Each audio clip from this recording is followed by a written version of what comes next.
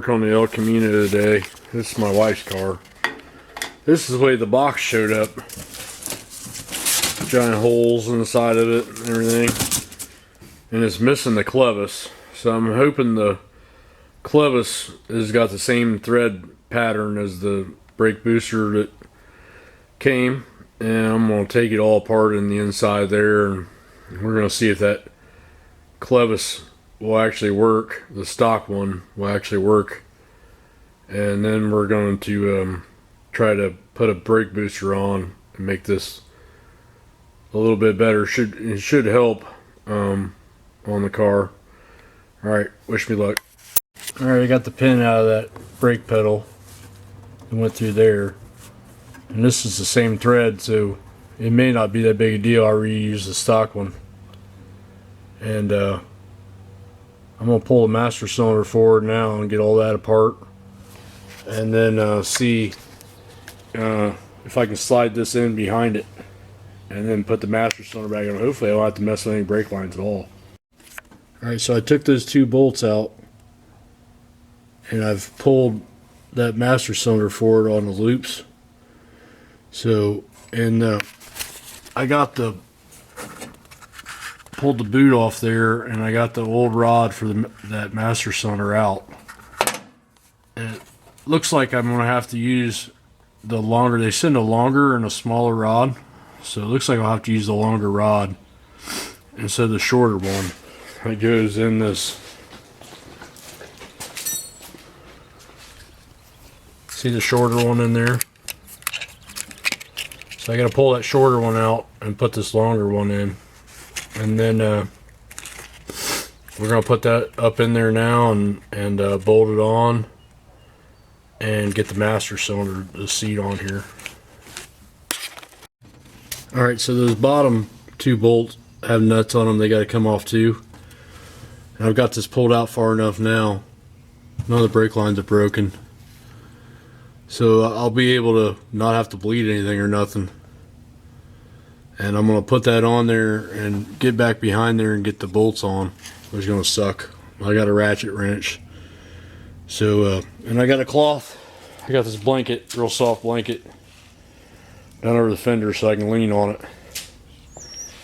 So, we're going to get that booster bolted on now. And then bolt the master cylinder up to it. Then I got to go get a vacuum line. Alright, I got the booster bolted on there. So there's 4 bolts back there in the back. See them? You got to be part Dead-Eye Night, part 16-year-old in the dark looking for stuff in the back seat of some car to get to them. You got to climb up in the inside, but ratchet wrench won't work. They're 9/16. And you just got to half turn them until you get it to pull down there. That little boot will pop in, firewall. And then it comes with this short rod. But I need the long rod. See the difference? So I'm going to rub some of the white grease on there because this one was greased, and I'm gonna put that rod in and then try to yank this master cylinder up on there without breaking any lines. Fingers crossed.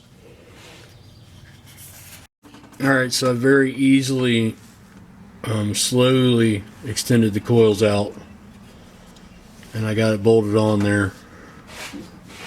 I don't see any fluid dripping or anything, and these lines were all new. So what we're going to do is go in the inside now and hook the pedal back up. And then I got to go get a vacuum line that goes from here over there to, there's a port on the intake, on the Elderbrock intake. And then we're going to test it out, and hopefully the brake booster works. Alright, you can see this pedal extension I made her out of a wheel chock, like a $4 wheel chock. I cut it down each way, and then I got 1/2-inch bolts going to lock nuts with the plate that grabs that whole pedal. That way both these pedals are even for her. And then I got the clevis back in and the jam nut and the pin back on, and the keeper on it. So we got, and then I had to adjust that brake switch. I had to pop the clip off and screw it in for it to actually, you know, come on. So it's all set up now. I just need that vacuum line, and get the vacuum line on, and then we'll test it out before we let her drive it. All right, I got some hose, and I got some hose clamps, and I just gotta go from here to there's a port over there on that Elderbrock intake. And I just gotta hook this up and clamp that down, and then we'll get the tester out. Well, the vacuum line's hooked up, so power brake booster, when I put my foot on the pedal in there, when I start the car, it should drop 1 inch. That's how you know the booster's working. That's actually the assist that you got. So we're gonna fire it up, and we're gonna see if that brake booster works. And if the pedal goes down when I start it, then I'll take it around the block and make sure everything's gonna work with the proportional valve and all that stuff. So it should be fine. We should have way easier pedal now. It ain't gonna stop any faster. It's just gonna be easier to push the pedal. All right, fingers crossed. All right, it passed the test. She's happy.